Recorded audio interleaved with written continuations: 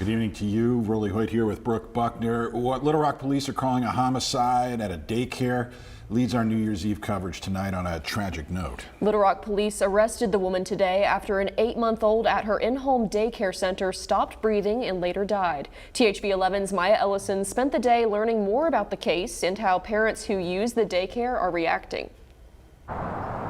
This home on Clifton Drive is where police say 23-year-old Aaron Sauls was arrested Tuesday. Sauls, who police say was operating a home daycare, is charged with 1 count of capital murder in the death of an 8-month-old child. Now, this is so hard to process right now. Like, I never wanted to send my baby to daycare. I was always afraid. And it's like, you can't trust anybody. You can't. Carl and Megan Minnick say their son Axel attended the daycare for several months. Wednesday's news now has them thinking about some of their own experiences with the business. He would have some strange marks or bruises or scratches on him, or get very sick after he came here.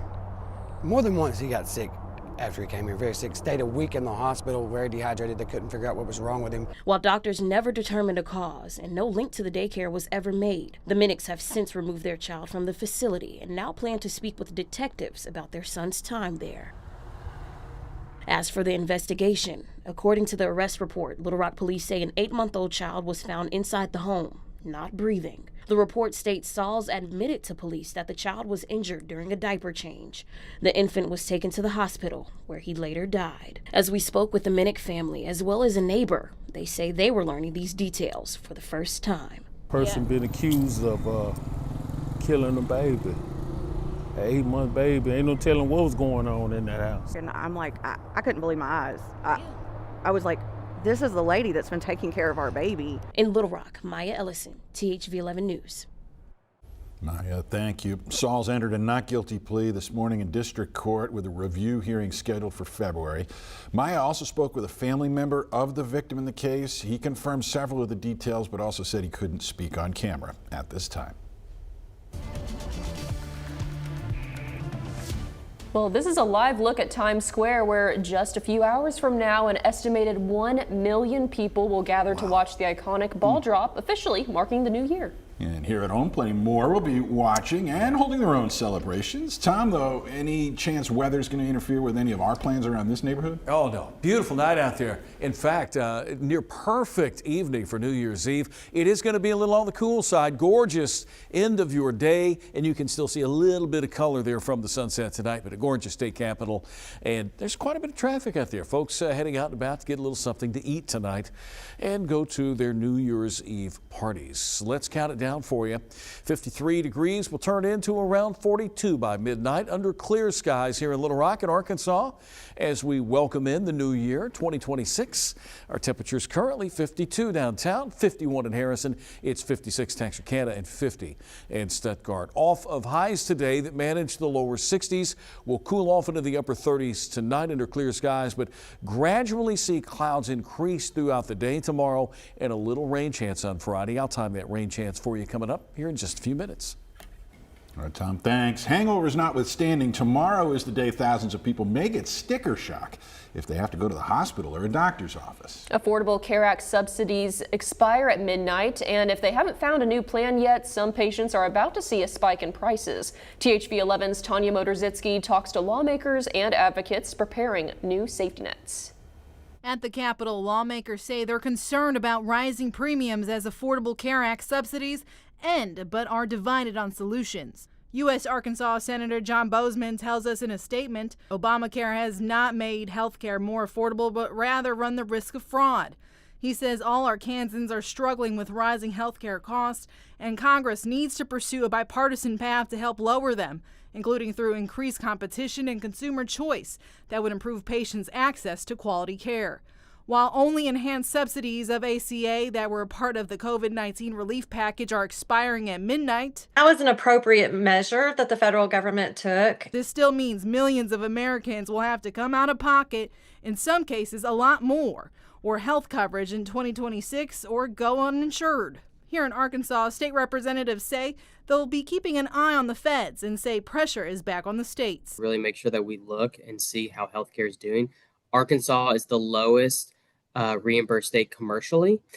There's going to have to be a bigger conversation about who is getting hurt, who is being helped, and a little bit of where do we need to rein things in. And I would not be shocked to see more kind of discussion around why are we getting reimbursed as low as we are. State Senator Missy Irvin says state lawmakers have worked hard to give affordable health care to those who need it. Those eligibility, I think we were very generous. We moved it from 0 to 11% of eligibility of federal poverty level, all the way up to 130%. In Little Rock, Bear Fruit Clinic is not waiting. You get to come in, unlimited visits, and we're able to just see you and take care of you. Dr. Lillian West says they're allowing patients and small businesses to ditch the insurance middleman and sign up for a monthly subscription like a streaming service. So our monthly subscription fee is $110 a month, and that allows for telehealth, it allows for in-office visits, 30 to 60-minute appointments,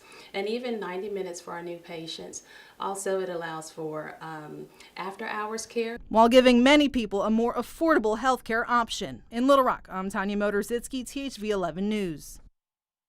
Tanya, thanks. While we're counting things down, a different celebration in downtown Little Rock today. The state's foster care agency marked the drop in the number of kids in their system. The start of November, which also started National Adoption Awareness Month, the state had 178 foster kids. 2 months later, that number is down by more than 30. Children belong in loving homes. Government should not raise children, families should. And we're here today to celebrate some progress.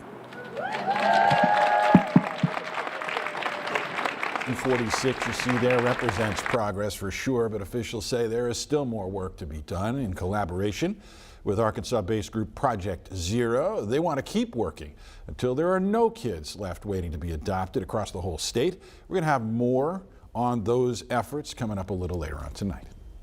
From the AI boom to the death of the penny and record-breaking market values, 2025 often seemed like a tale of two economies. And tonight, CBS's Jared Hill recaps it all as we head into the new year. It was a wild ride on Wall Street. The markets briefly crashing in April amid tariff uncertainty, but finishing near all-time highs by year's end. The main driver, big tech, betting billions on artificial intelligence. Silicon Valley chipmaker NVIDIA became the first publicly traded company to surpass the $4 trillion mark valuation. NVIDIA is now worth almost $900 billion more than Apple. A rash of corporate layoffs hit companies including Amazon, Microsoft, and Meta. Target, UPS, and Starbucks thinned their ranks too. The tightening labor market prompted the Federal Reserve to cut its benchmark interest rate 3 times this year. Americans continued to battle high grocery prices, beef and eggs jockeying for the top spot. It seems inevitable the prices seem to go up with everything. But while consumer sentiment weakened, spending remained strong. President Trump signed an executive order paving the way to keep TikTok operating, requiring the Chinese-based parent company to divest and placing the platform under the control of a group of American investors. They include Oracle's Larry Ellison, the father of David Ellison, chairman and CEO of Paramount Skydance, the parent company of CBS. Paramount's 2025 merger with Skydance received regulatory approval shortly after Paramount settled President Trump's lawsuit against 60 Minutes. Liftoff.